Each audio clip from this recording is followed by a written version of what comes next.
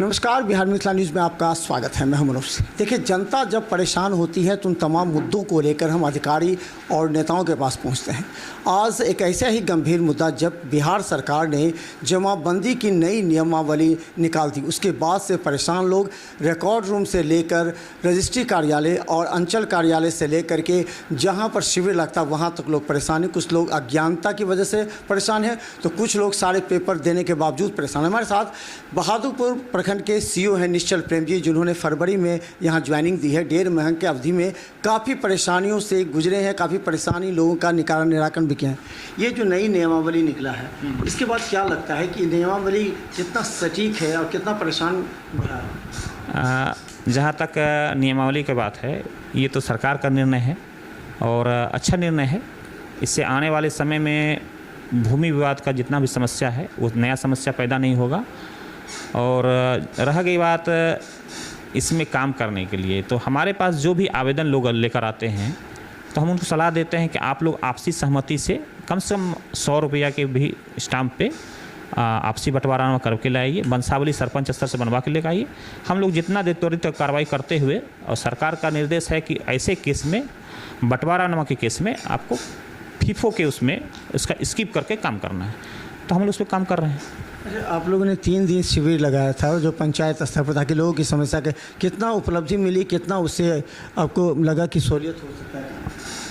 जो 3 दिन का वो था कैंप का, राजस्व शिविर का, तो उसमें लेकिन बंटवारा का केस नहीं बराबर आ रहा था। एक आध केस कहीं गलती से वो आता है तो उसको हम लोग पेपर देख करके उसको ऑनलाइन हम लोग करवा दिए हैं। उसको जांच करवा के उसको कर दिया जाएगा।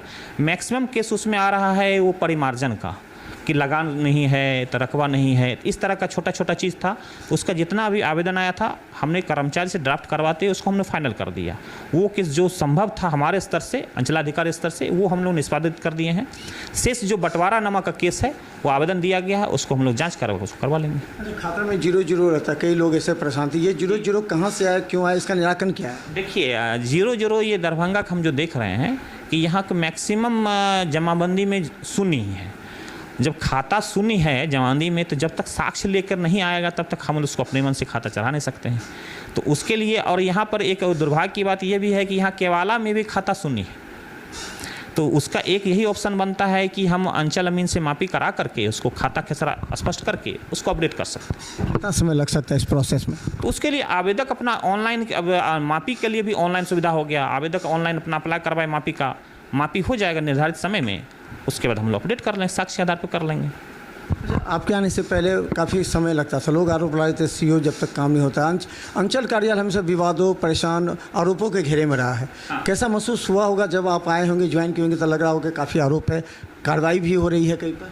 जी है। अंचल कार्यालय ये चूँकि सबसे बड़ी समस्या ये है कि जिस तरह से विभाग अपने मतलब राजस्व एवं भूमि सुधार विभाग अपने आप को अपडेट कर रही है, दिन प्रतिदिन नए नए टेक्निकल अपना उसको कहिए कि गैजेट्स कहिए या एक तरह से नियम प्रणाली बना रही है, लेकिन पब्लिक उस तरह से जागरूक नहीं हो पा रहे हैं। तो ऐसी परिस्थिति में समस्याएं आ रही हैं। जैसे उदाहरण के तौर पे आज के डेट में अगर हमको अपडेट कराना है जमाबंदी में, तो पूरा साक्ष्य चाहिए। साक्ष्य में केवाला चाहिए, हमको लगान रसीद चाहिए, हमको पूर्व में अगर मोटेशन दाखिल खारिज करा है तो शुद्धि पत्र चाहिए, उसका अभिलेख चाहिए। लेकिन पब्लिक क्या, हमारे पास एक रसीद लेकर जाते हैं, सर इसमें नाम गलती है, इसको सुधार दीजिए। तो उस रसीद के आधार पर नियमतः नहीं करना है, हमको सुधार नहीं करना है। पूरा साक्ष्य हमको दे, उस साक्ष्य के आधार पर हम परिमार्जन करके कर लेंगे। लेकिन फिर भी चूंकि इस तरह का सिस्टम है, लोग भी परेशान हैं, उस परेशानी को ध्यान में रखते हुए हम जो जमाबंदी में है, जमाबंदी के अनुरूप हम उसको ऑनलाइन कर देते हैं, ताकि पब्लिक भी परेशान ना हो, हमारा भी काम ईजिली हो जाए। ये प्रोसेस जो नया नियम निकला है, ये लगता है कि जो कॉम्प्लिकेटेड प्रोसेस है, आप लोगों के लिए भी कई बिंदु को भरना पड़ता है, कर्मचारी, तो ये प्रोसेस कब तक लाइन पर आ जाएगी ताकि लोग राहत हो जाए? देखिए, ये जो प्रोसेस की बात कर रहे हैं, 11 मई 2023 से सरकार द्वारा ये प्रावधान लाया गया कि जो जमाबंदी ऑनलाइन में नहीं है या ऑनलाइन में ऑफलाइन में था वो क्षतिग्रस्त हो गया, ऐसे जमाबंदी के लिए भूमि सुधार उपसमाहर्ता के माध्यम से अपर समाहर्ता के यहाँ से आदेश आएगा, उसके बाद ही उसको ऑनलाइन करना है।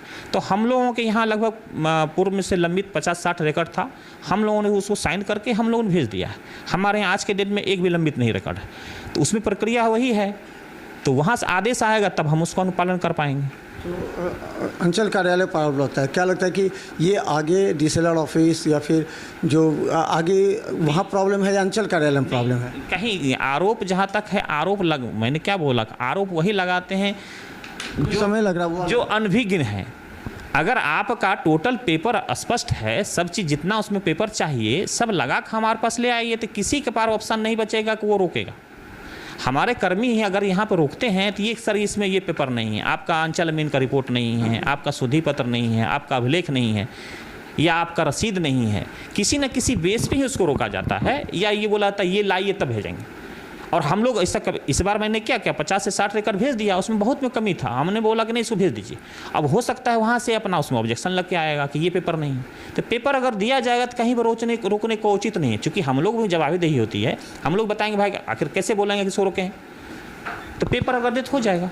ज़मीन का वो कौन होता है? ज़मीन का जो अधिकारी वो ब्लॉक होता है, अंचल कार्यालय होता है या डीसीएलआर कार्यालय? लोगों में कन्फ्यूजन है, लोग कहते हैं सीधे डीसीएलआर ऑफिस चले जाइए, लेकिन डीसीएलआर आपके रिपोर्ट के आधार पर ही तैयार करता है या फिर क्या होता है? नहीं, देखिए जहाँ गया डीसीएलआर साहब के यहाँ, तो वहाँ से भी कोई भी चीज़ हमसे ही यहाँ से रिपोर्ट मांगा जाएगा, किसी भी या अपने दाखिल खर्च अपील में, पुनरीक्षणवाद में, किसी चीज़ में हमसे ही रिपोर्ट मांगा जाएगा।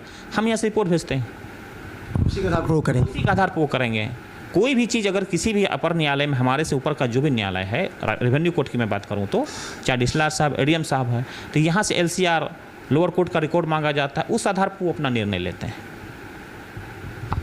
तो क्या लगता है कि अंतिम में ये जो पूरा जटिल समस्या, लोगों को क्या करना, क्या क्या वो करें ताकि उनकी जमाबंदी हो या जो दाखिल खारिज हो, परिमार्जन, ये समस्या दूर हो सके? नहीं, देखिए ये तो चूँकि परिमार्जन की जहाँ तक बात है, तो परिमार्जन हमारे स्तर से जो जमाबंदी है, जमाबंदी के अनुरूप हम लोग तो अपना उसको अपडेट कर रहे हैं, लगभग कर लिया जाएगा।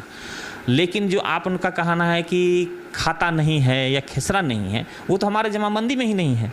तो उसके लिए जब तक साक्ष्य वो ला के नहीं देंगे, उस साक्ष्य के आधार पे हम जांच करवा के तभी तो उसको अपडेट कर पाएंगे।